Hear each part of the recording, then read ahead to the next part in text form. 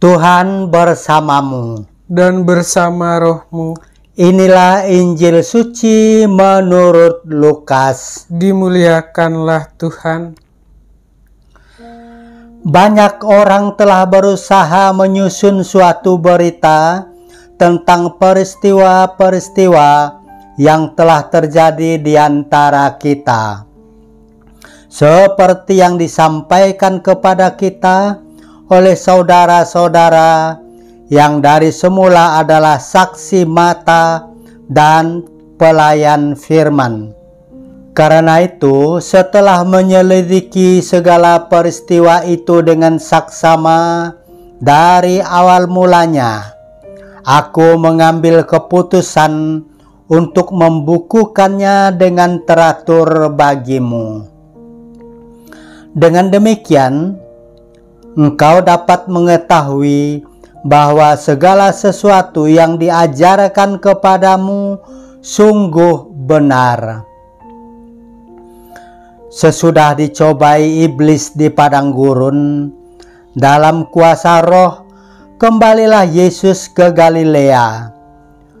Dan tersiarlah kabar tentang Dia di seluruh daerah itu.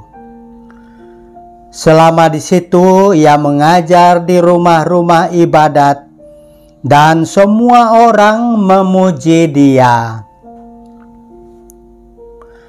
Lalu Yesus datang ke Nazaret, tempat Ia dibesarkan.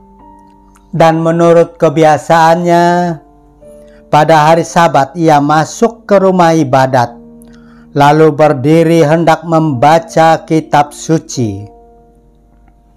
Kepadanya diberikan kitab Nabi Yesaya, dan setelah membukanya, Ia menemukan nas di mana ada tertulis, Roh Tuhan ada padaku, oleh sebab Ia telah mengurapi aku untuk menyampaikan kabar baik kepada orang-orang miskin.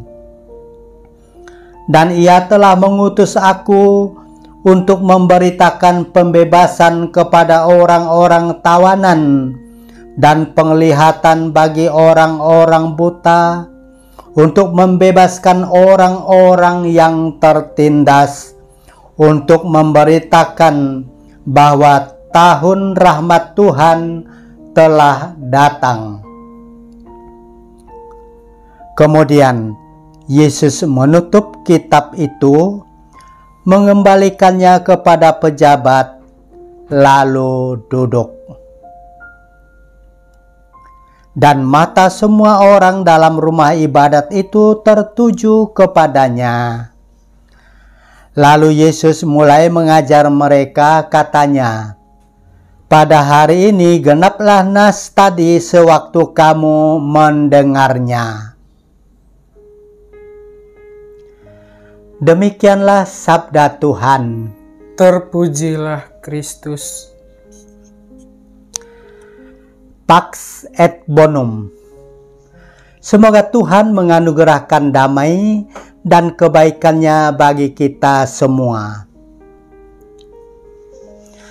Pada tanggal 30 September tahun 2019, Paus Fransiskus menetapkan hari Minggu biasa yang ketiga dalam penanggalan liturgi kita sebagai hari Minggu Sabda Allah. Hari Minggu Sabda Allah pada tahun ini jatuh pada hari Minggu tanggal 23 bulan ini. Dengan ketetapan ini, Paus kita berkeinginan kuat agar pada hari Minggu ini Sabda Allah dirayakan dengan semangat bakti yang mendalam, didalami secara cermat dalam roh dan kebenaran, dan disebarluaskan dengan penuh semangat. Keputusan Paus Fransiskus ini sejalan dengan usaha Gereja Katolik di Indonesia yang sudah bertahun-tahun memberikan tempat yang istimewa kepada Sabda Allah lewat kegiatan strategisnya yang telah menjadi agenda rutin setiap bulan September, yaitu Hari Minggu Kitab Suci Nasional dan Bulan Kitab Suci Nasional. Ibu bapa, saudari-saudara, dan anak-anak yang dikasihi Tuhan. Dalam bacaan pertama pada hari Minggu yang istimewa ini, dikisahkan Imam Ezra berdiri di mimbar kayu yang istimewa, lalu membuka kitab Taurat di depan jemaat yang terdiri dari kaum pria dan kaum wanita yang dapat mendengar dan mengerti.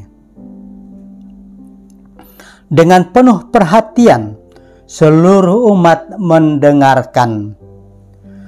Bagian-bagian dari kitab Taurat Allah dibacakan dengan jelas dan diberi keterangan-keterangan sehingga dapat dimengerti. Kemudian Ezra memuji Tuhan Allah dan semua umat menyahut amin, amin, sambil mengangkat tangan, lalu berlutut dan menyembah Tuhan. Ibadah ini diakhiri dengan ajakan, hari ini adalah kudus bagi Tuhan Allahmu. Makanlah hidangan yang sedap dan minumlah minuman manis, dan berikanlah sebagian kepada mereka yang tidak punya apa-apa. Umat beriman yang dikasihi Tuhan, Rasul Paulus prihatin dan merasa terganggu oleh riak-riak perbedaan suku bangsa dan status sosial Yahudi dan Yunani, budak dan orang merdeka yang masih dipelihara oleh jemaat di Korintus.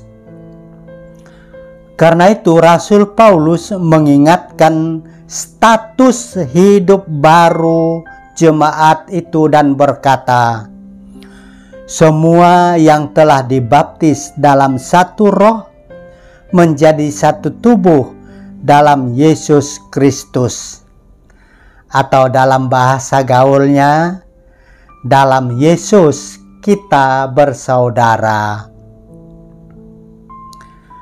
Karena itu, kesatuan organ-organ tubuh yang membentuk satu badan dijadikan model kesatuan dan kerukunan jemaat di Korintus. Ibu bapa, saudari-saudara, dan anak-anak yang dicintai Tuhan, dalam khotbah perdananya di desa kelahirannya Nazaret, Yesus mengungkapkan misinya begini, Roh Tuhan ada padaku, oleh sebab itu Ia telah mengurapi aku untuk menyampaikan kabar baik kepada orang-orang miskin, dan Ia telah mengutus aku untuk memberitakan pembebasan kepada orang-orang tawanan dan penglihatan bagi orang-orang buta, untuk membebaskan orang-orang yang tertindas, untuk memberitakan bahwa tahun rahmat Tuhan telah datang.